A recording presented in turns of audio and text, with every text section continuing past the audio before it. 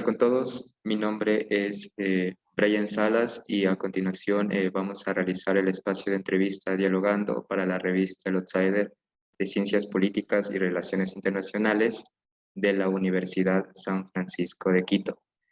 Con nosotros tenemos a nuestra distinguida doctora Libertad Regalado, que es un placer tenerla en este espacio de entrevista en el que vamos a hablar sobre la temática en cuestión, que es sobre Montubios, reflexiones sociales, culturales y políticas.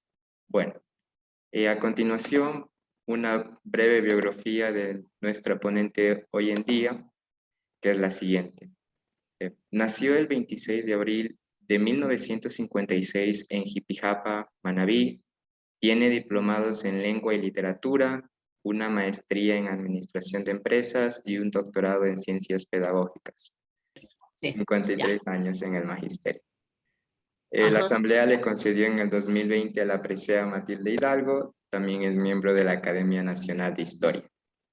Entonces, es autora de libros como Indigenismo e Identidad en Manabí, Las hebras que tejieron nuestra historia, Manabí y su comida milenaria, El amor fino, Manifestación de la identidad cultural del pueblo montubio. Bueno, entonces, como es un pequeño diálogo, expresar mi admiración de antemano. He adquirido el libro de Indigenismo e Identidad en Manabí. Espero me lo haga firmar algún día. Bueno, entonces, eso. Daremos paso a las preguntas y al espacio que nos corresponde sobre justamente los montubios. Entonces, doctora Libertad Regalado, la primera pregunta es, ¿qué es ser montubio? La vestimenta típica de los montubios, la gastronomía e identidad cultural de los montubios. ¿Cómo usted podría responder a esta pregunta? Comenzamos con eso. Ya. Siempre me gusta para responder contextualizar históricamente, especialmente a este grupo denominado montubios, y para poder ir entendiendo quiénes son, cómo son, de dónde son y a qué se dedican. Entonces, para quienes nos están escuchando, y gracias primero, Brian, por invitarme a este diálogo. Entonces quisiera que quienes nos escuchan sepan muy bien quiénes son los montubios, porque de pronto van a creer que los montubios solamente están en Manabí, pero no es así. Los montubios están situados desde el punto de vista espacial, geográfico y demográfico en la zona rural de la costa ecuatoriana.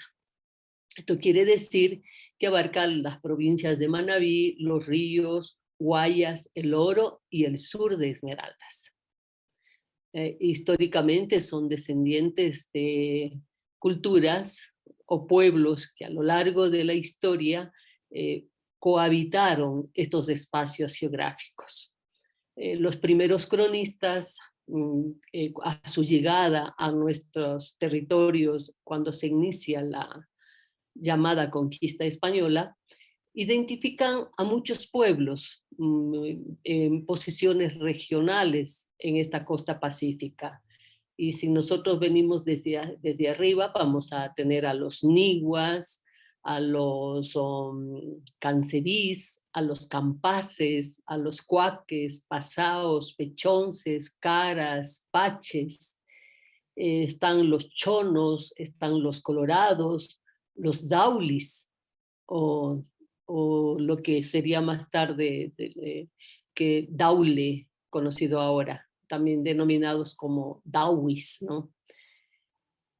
Y están también los huancavilcas, los punaes y los tumbesinos. Estos serían como los pueblos ancestrales, ¿no? Pero ya que están presentes a la llegada de los españoles.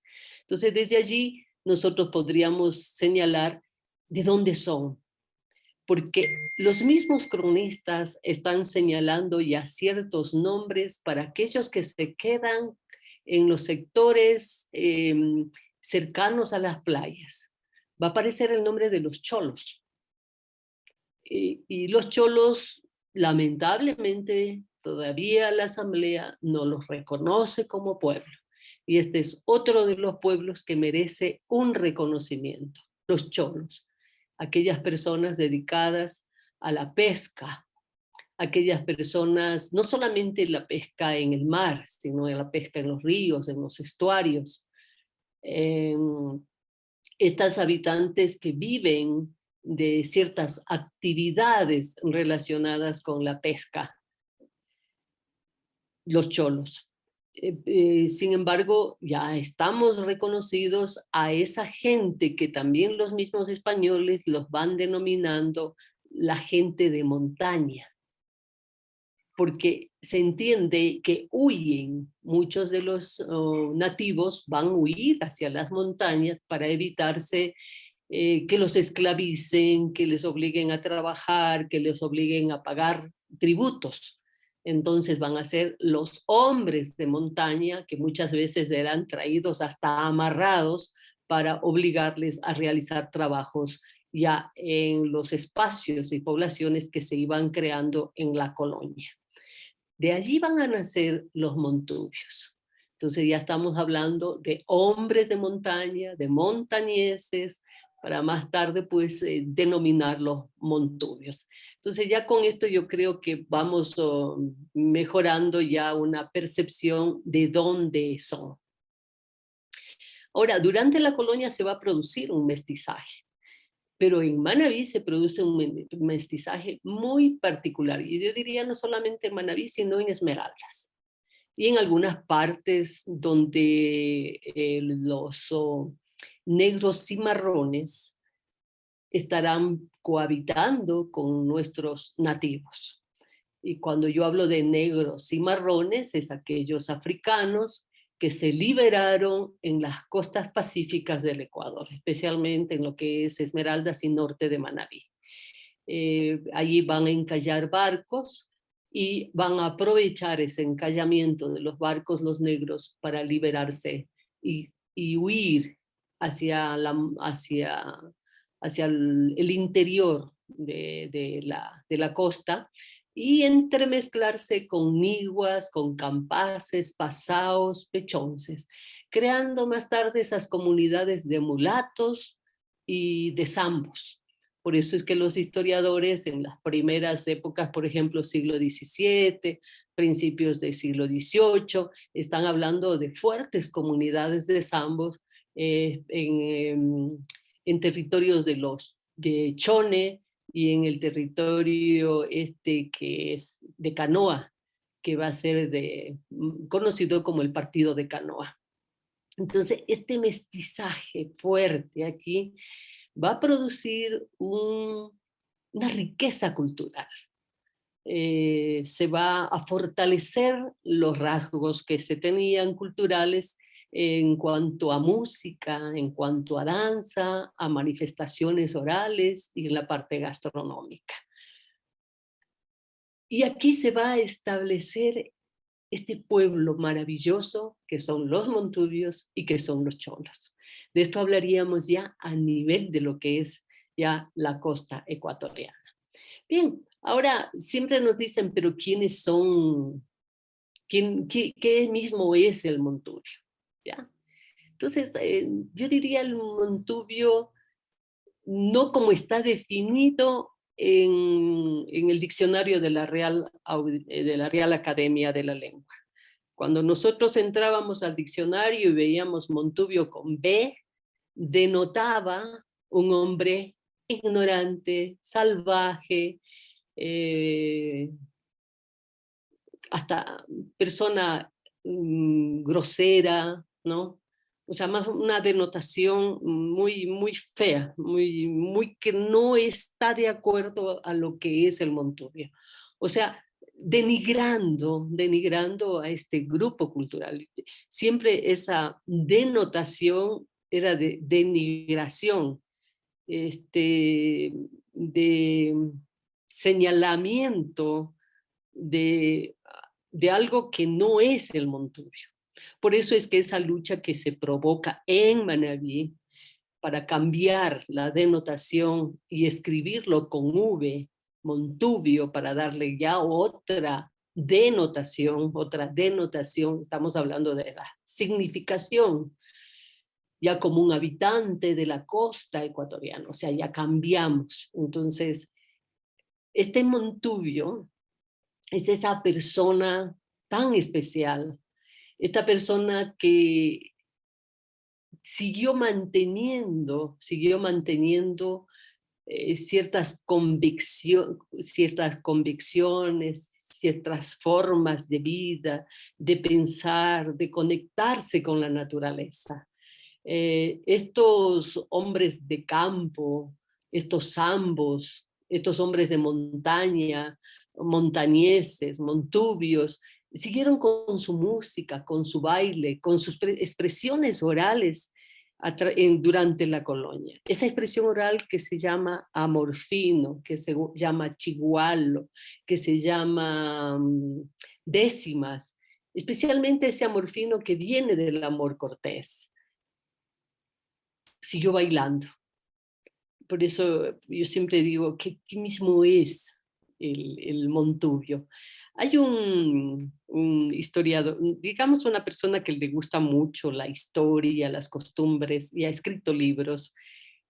Cuando yo le decía cómo se define, porque él es Montubio, estoy hablando de mar Pacífico Cedeño, él decía, es un ser humano honesto, generoso, trabajador, muy apático a la organización social, conquistador, enamoradizo, visionario, libre, bullanguero, apasionado, indiferente, muchas ocasiones a los gobernantes y gobiernos de turno. Vive limitado al acceso a las condiciones de educación, pero es muy ingenioso para resolver sus problemas, audaz, suspicaz, aventurero. ¿Cómo se lo describe fenotípicamente?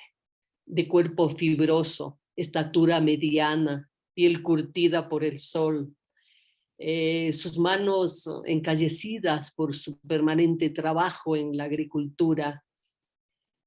Tiene bastante crecimiento en la parte pectoral, en los brazos, manos y pies. Tiene muy desarrollado el sentido de la vista y el oído. Utiliza palabras que son muy autóctonas, muy propias de la zona. Yo pienso que puede ser de la lengua ancestral manabita, de esa lengua pescadora que sirvió como una lengua de contacto, como una lengua franca con la cual nuestros navegantes podían comunicarse con todos los territorios en la costa pacífica.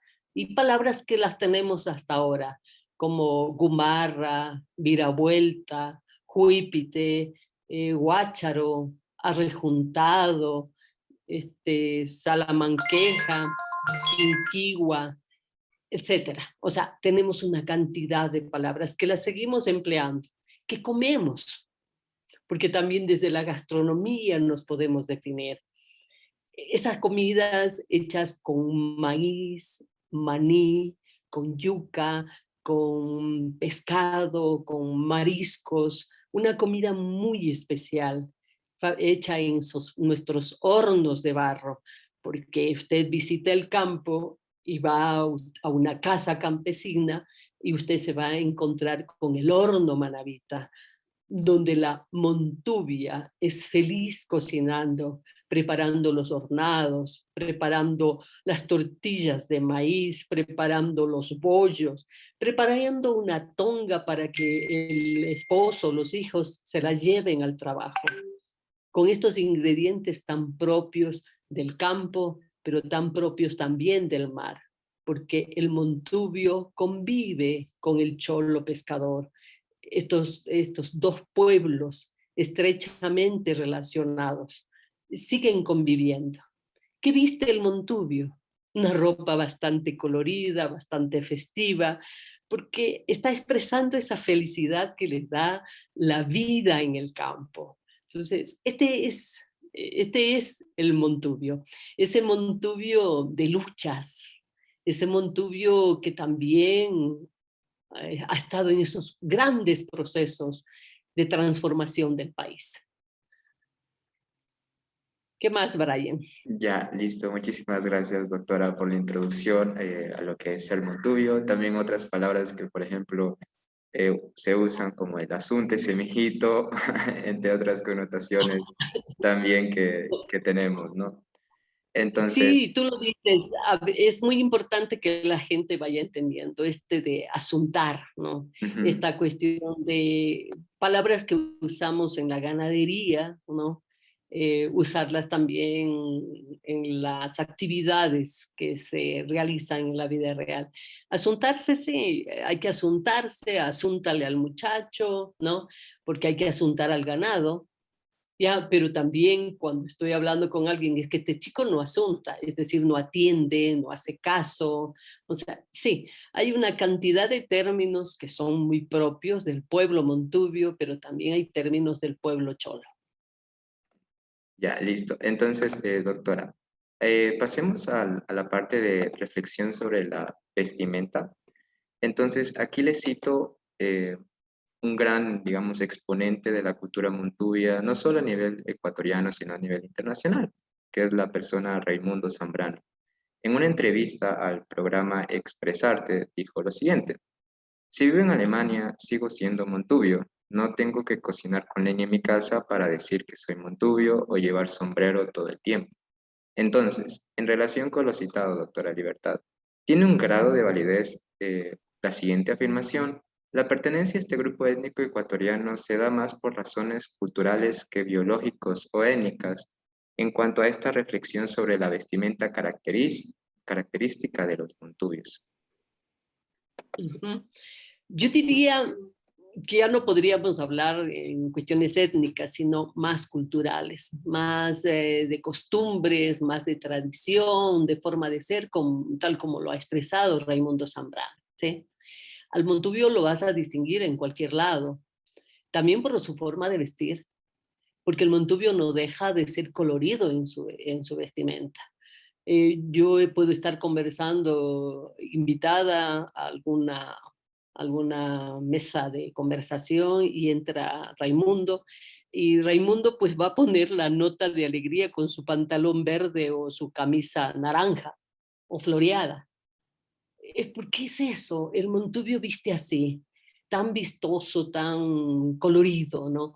O se pone un pantalón blanco y se pone una camisa toda rayada o toda floreada.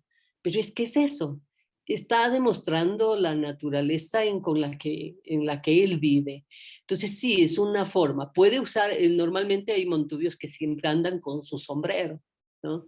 Y ahí van, ellos han diferenciado muy bien hay un sombrero que usa la gente de la ciudad y hay el sombrero que usa la gente del campo.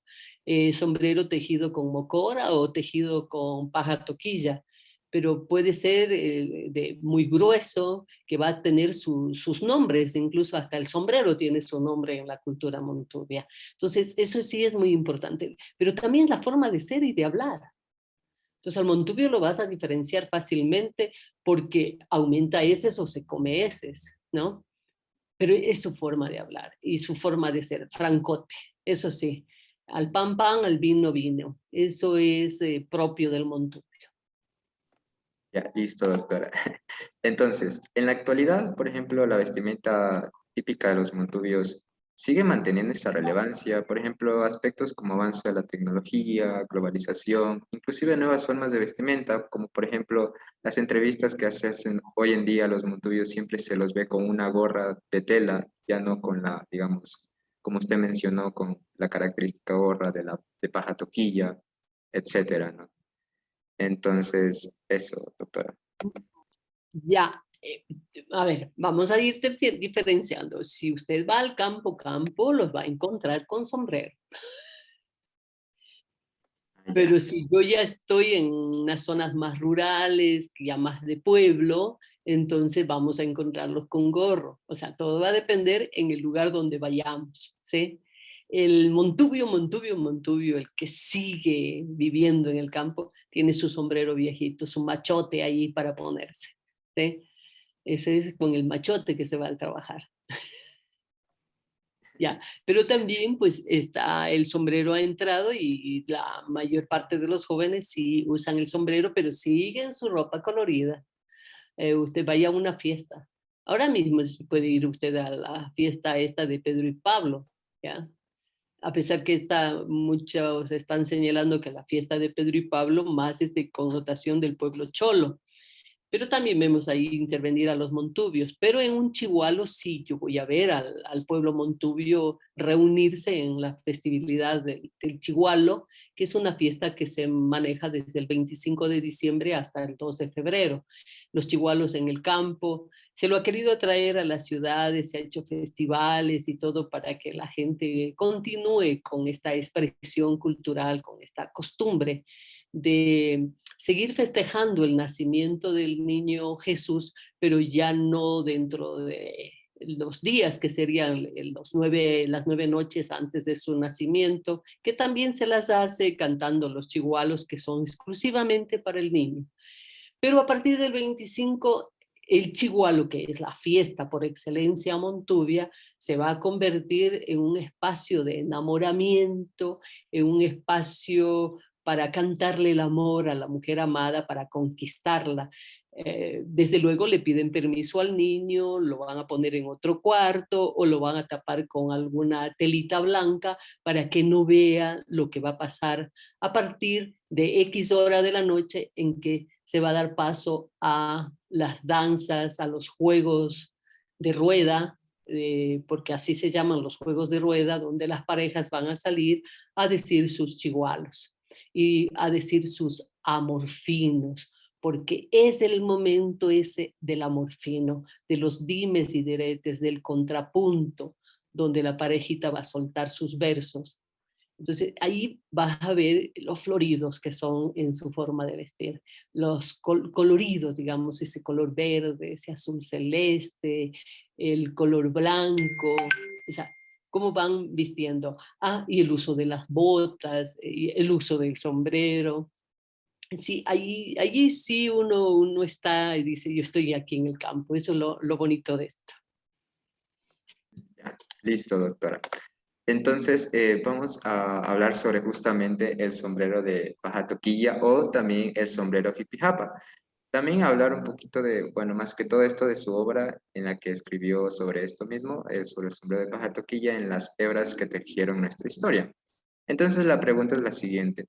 ¿Existe alguna implicación, digamos, política afirmar que el sombrero pertenece a la cultura montuvia de Ecuador? Porque, por ejemplo, también el sombrero de paja toquilla lo encontramos en comunidades indígenas en Cuenca.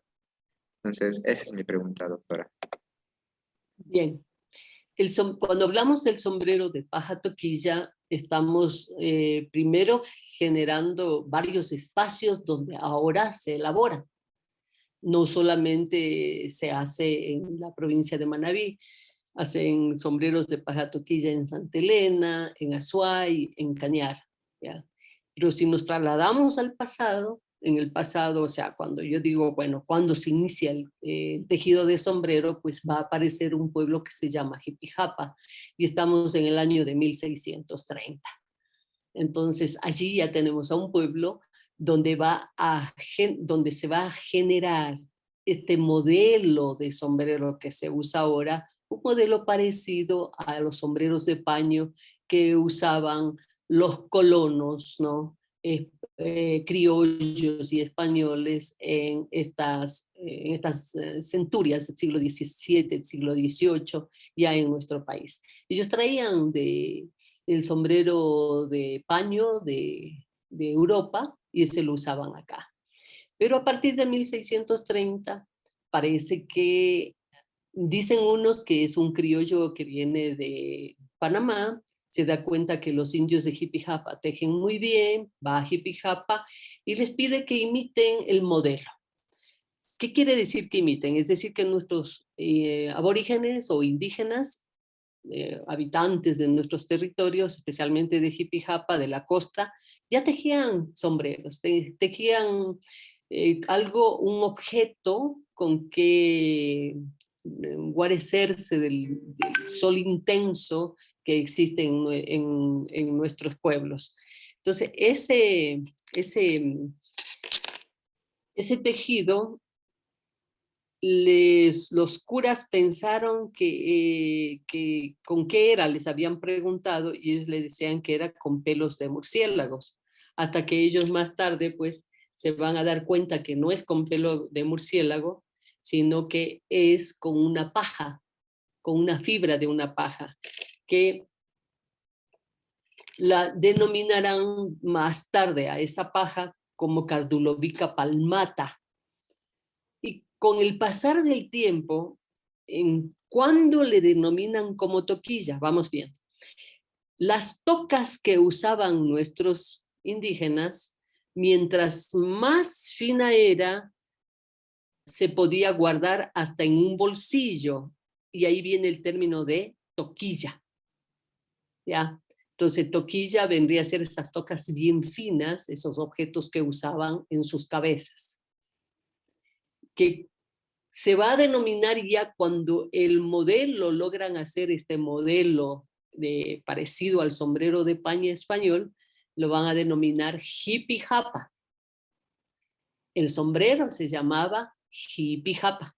Entonces la gente usaba un hippie japa, compraba un hippie japa. No compraba un sombrero, no, compraba un hippie japa.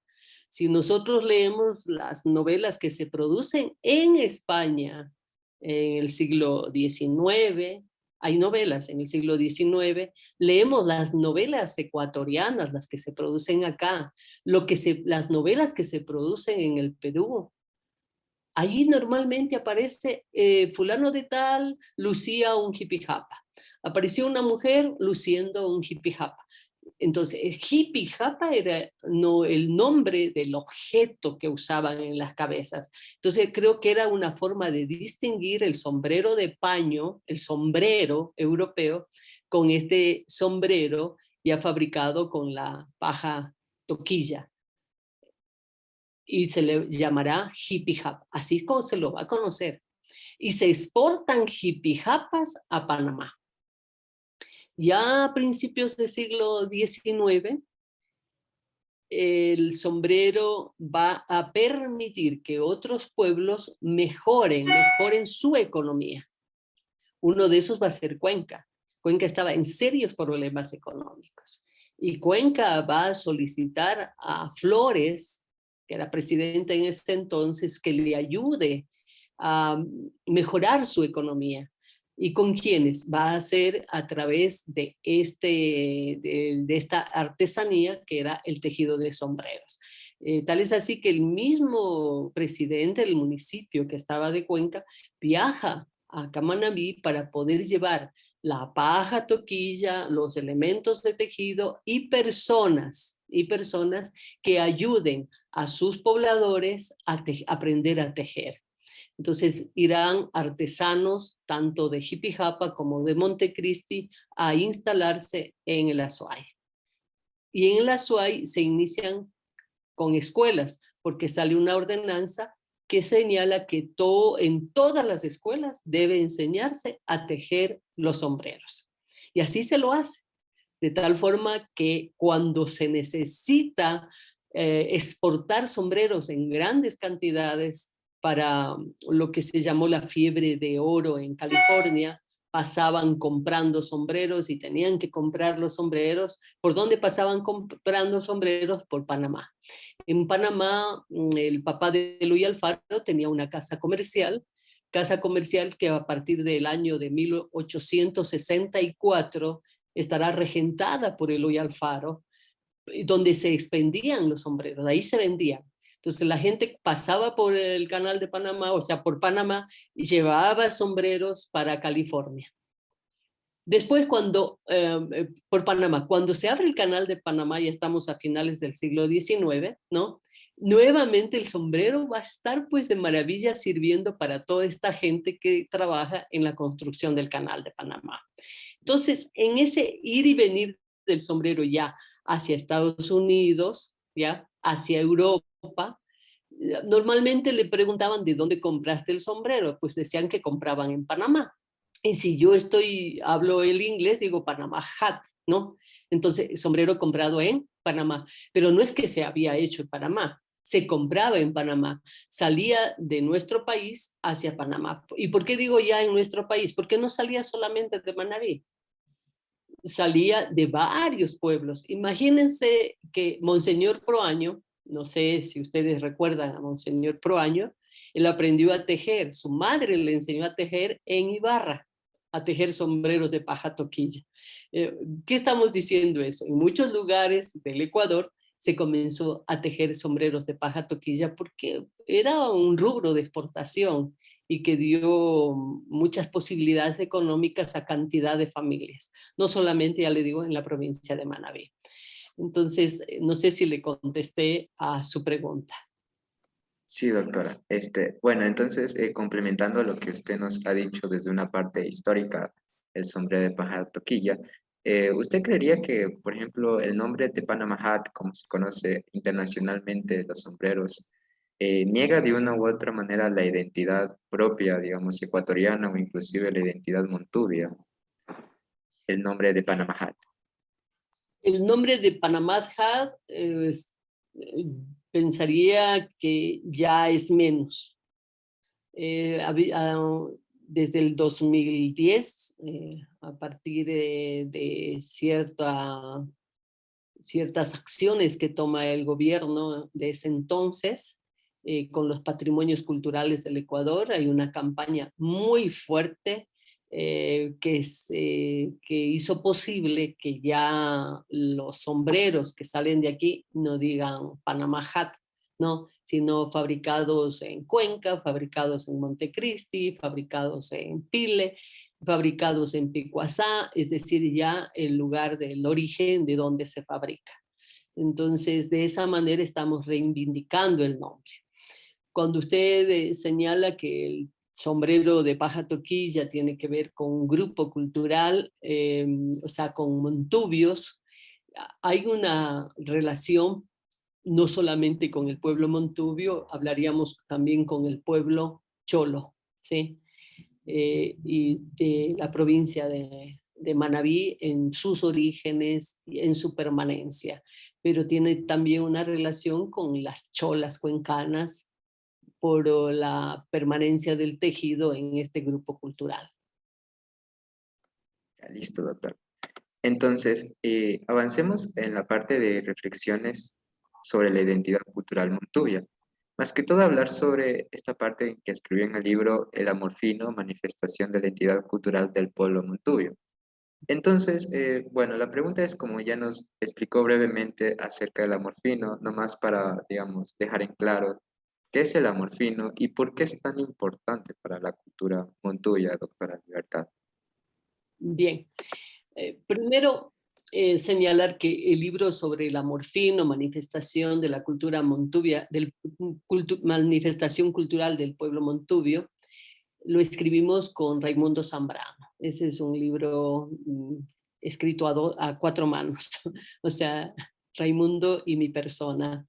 Y tengo que aclarar esto porque Raimundo es quien me pide que le ayude a escribir el libro del amor fino. Todos saben quién es Raimundo Zambrano, es una persona que ha dedicado su vida a estas manifestaciones culturales y tiene un gran conocimiento de estos. Gracias a Raimundo he aprendido bastante, bastante sobre el amor fino, pero más que nada la parte histórica, a que Raimundo es el que sigue creando amor fino, sigue ayudando a las personas a mantener esta tradición. Bien, ¿qué es en sí pensando nosotros de cómo estos procesos de que los llamamos de transculturación, endoculturación, aculturación, ¿no? Van ayudando a que vamos conformándonos ciertas expresiones artísticas, culturales de nuestros pueblos, ¿no? Desde esas expresiones que fueron traídas por africanos y por españoles. Por eso hablamos de que el amor fino es una especie de un sincretismo, ¿no? Cultural, cuya raíz es la copla española. Y la copla española también tiene un origen que es el fino amor, ¿no? El amor cortés, es decir, viene de otro lado, que es desde Francia, va a trasladarse hacia España y de España se va a trasladar hacia nosotros. Y desde luego se enriquece en nuestro territorio. Y es muy importante ver esta relación sobre el amorfino, ¿no? Siempre decimos que el amorfino es la manifestación oral propia de la identidad del pueblo montubio. Es un agente de socialización del montubio, así como una herramienta que ellos tienen de articulación y relación con la naturaleza. En el amorfino, en los versos del amorfino, el montubio registra su existencia, su forma de vivir, y la exterioriza a través de los versos, ¿no? Su forma de entender el cosmos, de entender la muerte, la vida, la espiritualidad, la religiosidad, los procesos políticos. Él va configurando un mundo holístico, un mundo lleno de saberes, sabores, emociones, conocimientos. El amorfino le ayuda a crear un sistema de creencias, de juicios, de conflictos de poder. Yo diría que es también una forma de resistencia el amorfino. Y esto es importante. Él, a través de esa resistencia de forma velada, siempre ha denunciado los problemas sociales. Entonces, el amorfino es como una herramienta en sus manos, ¿no? Es una forma de mantener sus costumbres, sus ritos. Es una forma de relacionarse con la mismidad, con la otredad, con la naturaleza, con lo simbólico, con lo material. Por eso es importantísimo leer el amorfino, entenderlo. Eh, Traté yo de hacer un trabajo mucho después, tratando de ver la cosmovisión del montubio en el amorfino. Entonces yo me di cuenta de que ellos a través del amorfino expresan las imágenes de su mundo social, sentimental, la relación con su entorno natural, muestran toda esa riqueza.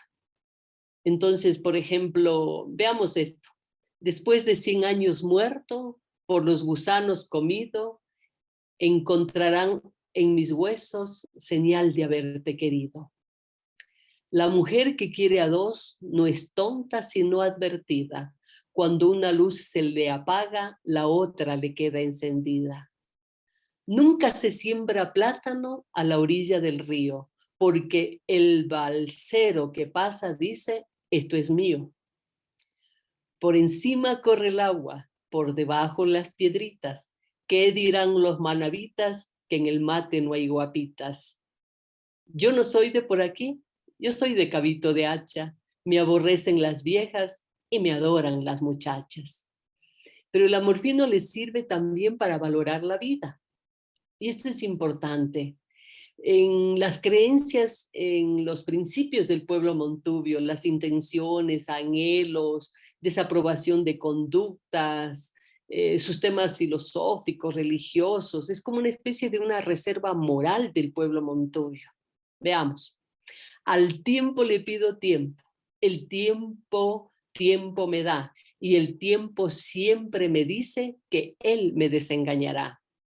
Un mono que por ventura sube a los altos de un trono, por muy alto que suba, no dejará de ser mono. ¿De qué te sirve tener tanta gala y hermosura si todo lo has de dejar al pie de la sepultura? Si el biche y la salprieta no se hicieran con maní, mi vida estaría incompleta y fuera triste en Manabí. Pero también les ha servido para orientar su voluntad, ¿no? Para buscar una forma de exorcizar sus demonios, de expresar a través de los contenidos de ellos, protestar, mofarse, caricaturizar a los gobernantes de turno. Les ha servido de mucho. Dice, y contra la religión, contra todo, ¿no? Dice, por ahí viene Jesucristo brincando por las paredes, Jesucristo por los hombres y el diablo por las mujeres. Alfaro, ¿por qué no muere teniendo tantos combates? ¿Será que le favorece la Virgen de Monserrate? Las mujeres de este tiempo son como el alacrán, ven al hombre pobre, alzan el rabo y se van. Ay, compadre gallinazo, la mula se me ha perdido. Si no me ayuda a buscar, usted se me la ha comido. La suerte que tiene el gallo, creo que nadie la tiene. Vive con 12 gallinas y a ninguna le mantiene. Entonces, esto es el amor fino. Manifestación del pueblo montubio. Ya sabemos que no es solamente de Manabí. Está en los ríos, está en el Oro, está en los en Guayas, está en el sur también de Esmeraldas. Entonces, todos estos pueblos tienen este germen montubio. Y muchos historiadores, muchas personas han trabajado sobre este tema y lo han trabajado fuertemente. Lo han trabajado desde el baile, desde la danza, desde la música. Valorar el amor fino es valorar al pueblo montubio. Y por eso les decía, ¿por qué en la sierra bailamos San Juanita? Pues en la costa bailemos amor fino. En la sierra cantan San Juanito, en la costa cantemos amor fino. Si Colombia tiene cumbia, Ecuador tiene amor fino. No sé si usted ha escuchado el amor fino, usted ha bailado amor fino, usted ha cantado amor fino. El amor fino está hecho para bailar, para cantar, está hecho para decirlo, para recitarlo. Es música, es baile, es canto, es vida. Entonces sí, el amor fino es una manifestación cultural del pueblo montubio. Listo, Oliver. Listo, doctora.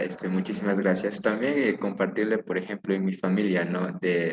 Digamos, de sus bisabuelos, que por ejemplo, uno que me dijo un familiar, que es en el patio de mi casa, tengo un árbol colorado donde pongo mi sombrero cuando estoy enamorado. Y entre muchos otros Sí, amorfinos. Ajá. pero este que me acabas tú de decir, lo tenemos como amor fino, pero también lo tenemos como versos del Carnaval de Guaranda. Ujú. Y mira, te voy a decir que cuando nosotros, o sea, mi familia vivió en la provincia de Bolívar, nosotros cantábamos en el carnaval y uno de los versos que cantábamos, el que tú me acabas de decir, así como ese, las estrellas en el cielo caminan de dos en dos, así caminan mis ojos, negrita, por verte a vos. Por eso te decía que tanto los versos del carnaval de Guaranda como el amor fino tienen su origen en las coplas españolas.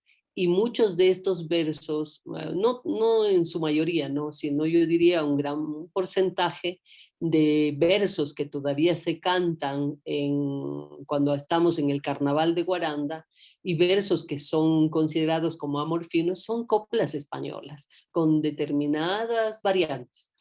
Lo que sí puedo decir, no tengo tanto conocimiento con los versos del Carnaval de Guaranda, no puedo decir que haya nuevos, pero en cambio cuando yo hablo del amor fino, sí. El amor fino viene construyéndose, generándose, creándose de manera permanente. Si nos decidimos algún momento a hacer un libro de amor finos, porque ya lo han hecho muchos. Wilman Ordóñez, por ejemplo, tiene varios libros de amor fino y donde ha sacado más de 3.000. Hay personas que han estudiado ya como grados doctorales sobre el amor fino, no solamente maestrías con el amor fino.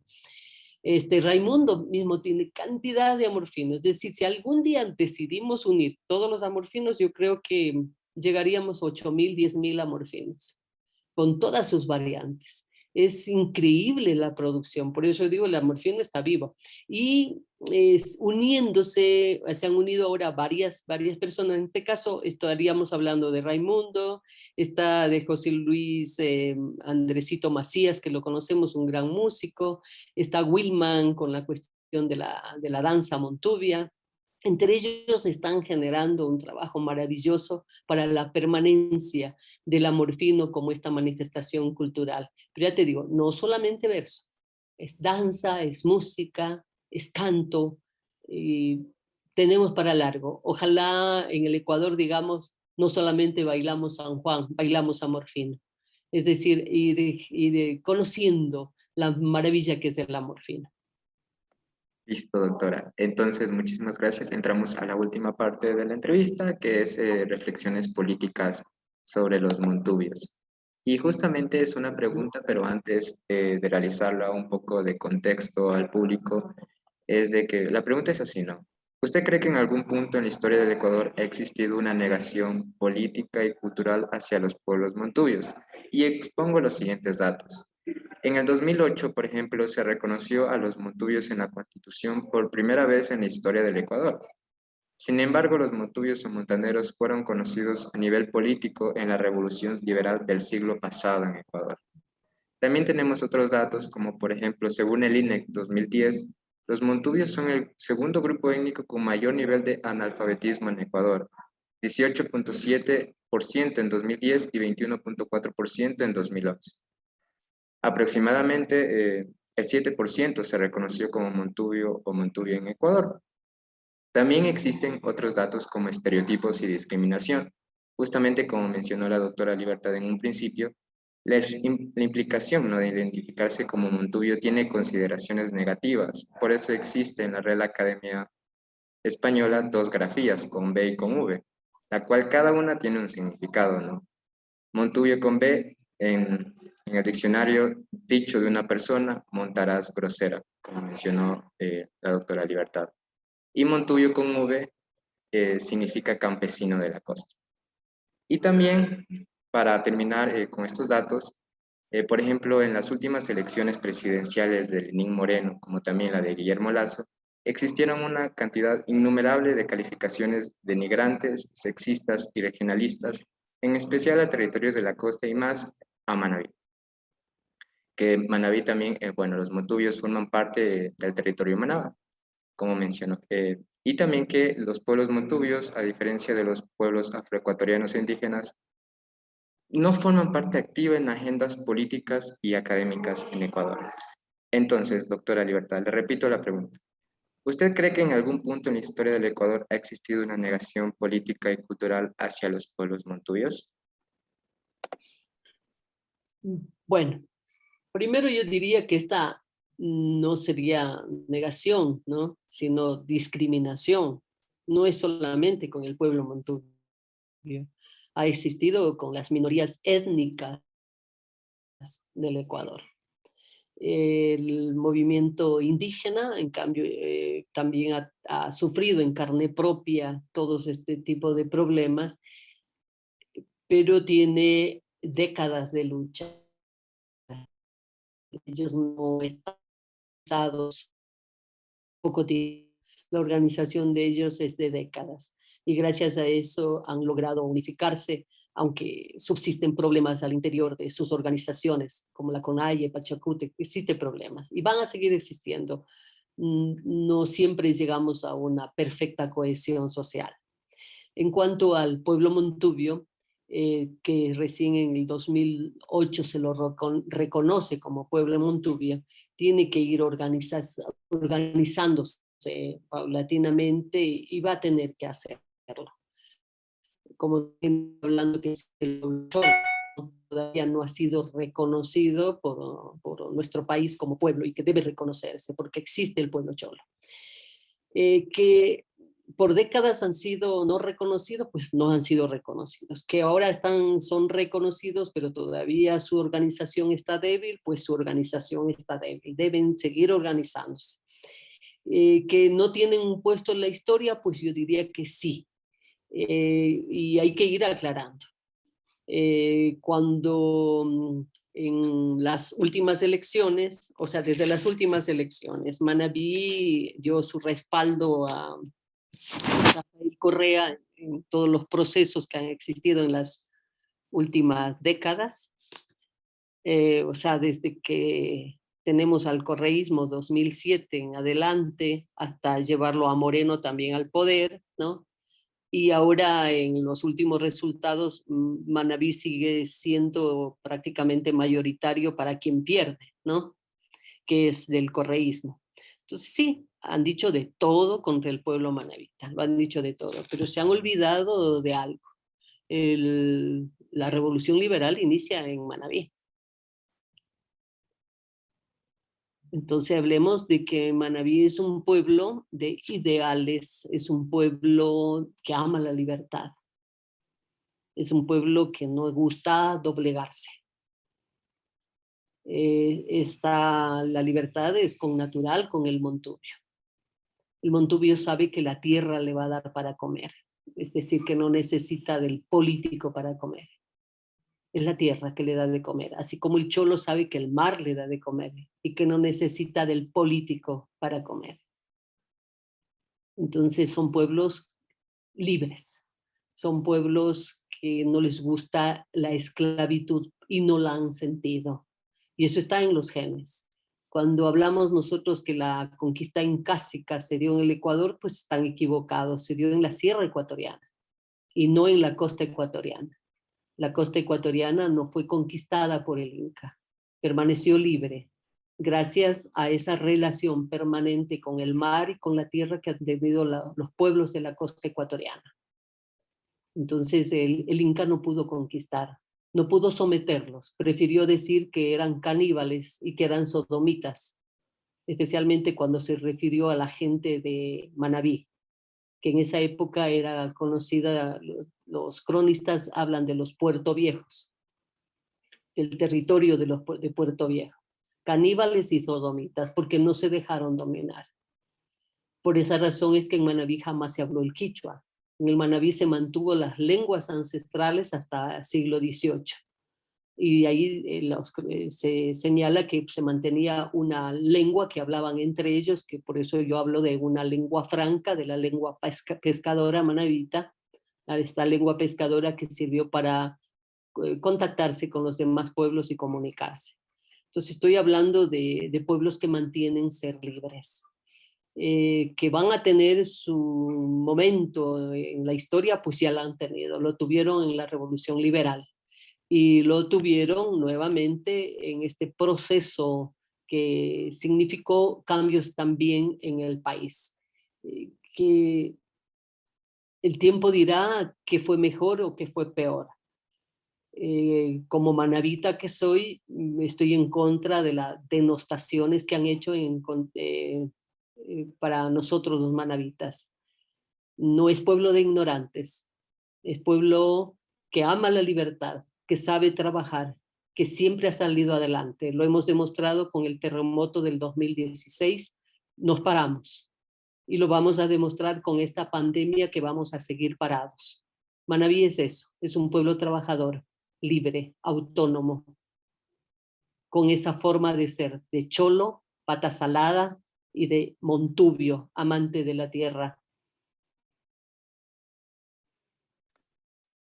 Listo, doctora. Sí, igualmente mi familia, manabita. Entonces, eh, justamente lo que usted repitió es una consigna muy preferida que mi familia denota, ¿no?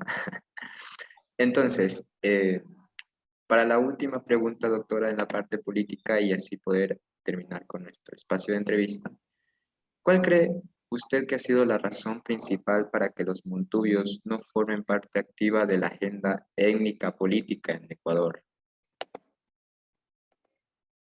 Es un problema coyuntural, no es que el problema esté en los montubios, es un problema del sistema. Si no convocan, ¿cómo se puede participar en procesos o en agendas que se construya desde una oficina en Quito? Las agendas tienen que construirse con los propios pueblos. La gente tiene que aprender a participar. Entonces hay que hacer agendas participativas donde cuando estamos hablando nosotros de interculturalidad, ¿no? Cuando estamos hablando de interculturalidad, cuando el mismo país en el censo del 2010 se definió como pueblo, como mestizo, como montubio, como afroecuatoriano y se definió como blanco. O sea, está definido, está autodefinido. Y cuando hablamos de indígenas, definido como indígena, estamos ahí con todas las etnias que tiene. Y son tantas, tanto en la costa como en la sierra y en el oriente.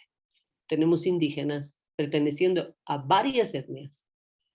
¿Ya? Entonces está el pueblo montubio, están la minoría blanca, ¿no? Y son minorías, porque usted ve mestizos, 74% creo que es, o 71, 99% mestizo. Y las otras están en los pueblos montubio, afro, indígena y blanco. Así estamos definidos. Entonces ya tenemos una autodefinición. Entonces cuando hablemos de interculturalidad tienen que participar todos con los mismos derechos. Y si no hemos estado en las agendas, no es porque el pueblo montubio o el pueblo cholo, que todavía no ha sido reconocido, no ha sido invitado. Tenemos deberíamos tener una muy buena participación debido a la riqueza, ¿no?, natural que poseen estos pueblos. Entonces, el pueblo montubio está no solamente en Manabí, eso hay que irlo entendiendo, está en varias provincias. Si se une ese pueblo montubio, es muy fuerte. Tiene la ganadería, la agricultura en sus manos. Entonces, sería una de las potencias que tiene, sino que la gente tiene que aprender a valorarse. Si yo mismo no me valoro y yo no me creo montubio y en el censo voy a decir que soy mestizo y no montubio, también desde mi propia autodefinición estoy negándome de lo que soy. Entonces, también tenemos que ir valorando eso. Por ejemplo, si yo le digo ahora a una persona del campo, ¿cómo te vas a autodefinir si en los próximos censos, si como mestizo, como montubio? Están diciendo como montubio, porque ahora ya están entendiendo el gran valor que tiene. Este es un trabajo que hay que llevarlo desde la educación, con una educación prácticamente con los mismos contenidos de siempre, transmitiéndonos esa forma no, yo diría, no tan democrática de ser, transmitiéndonos las desigualdades, las iniquidades a través de textos, de imágenes. Entonces también allí no estamos considerando la interculturalidad. Y cuando la consideramos es prácticamente para denigrar a los grupos minoritarios. ¿O acaso usted no ha visto imágenes en los libros de la escuela donde tengo a una indígena con el asadón en un terreno sacando papas, pero en cambio está la imagen de una blanca con cartera o sentada ante un escritorio o ante una computadora? ¿Acaso usted no ha visto la imagen de un afroecuatoriano por ahí sentado, maltrecho, y no ha visto a un blanco en cambio de banquero? ¿Acaso usted no ha visto esas imágenes? Es decir, con Sí, las imágenes en los textos y los mismos textos manteniendo esa desigualdad, esa iniquidad. Entonces, no es que el montubio no ha querido participar, el cholo no ha querido participar. Las iniquidades se dan desde los poderes. y justamente caracterizaciones negativas que vienen desde los textos educativos, que más que todo este espacio que me ha permitido la doctora Libertad Regalado brindar y más que todo esta divulgación académica sobre los montubios y brindar un espacio justamente académico como tal, valga la redundancia, sobre este grupo tan importante en nuestro país.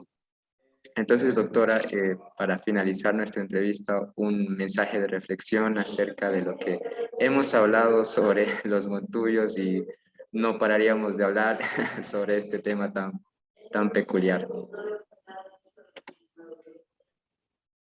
Un mensaje: que valoremos lo que somos. Valoremos nuestras costumbres, nuestras tradiciones, nuestras raíces, y saber que sentirme cholo, sentirme montubio, sentirme indígena, sentirme afroecuatoriano, es definirnos como seres humanos en un país. estas diferencias, estos ser diferentes del uno al otro es riqueza. Lo que sí debemos propender hacia una igualdad en derechos, a que todos tengamos los mismos derechos, acceso a una muy buena educación, a una muy buena salud, a, a programas sociales, pero todos iguales, no que haya para los unos una cosa y para los otros otra cosa. Y mientras la educación en el país sea desigual, las iniquidades se van a mantener. Hay que proponer por una educación para todos, pero en iguales condiciones. Solamente allí podemos estar hablando ya de otro nivel, hablando de igualdad y de respeto a los derechos, respeto a la democracia. Estaremos hablando en otro lenguaje y no en un lenguaje de desigualdad.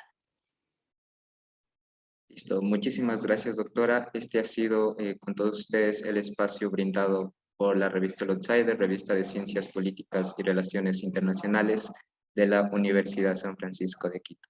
Muchísimas gracias, doctora Libertad, por su grata participación y colaboración en este tema, que espero que se siga hablando muchos años más y, bueno, muchos temas más justamente sobre este grupo, y no solo de los mayores, sino Gracias. de los grupos étnicos en Ecuador.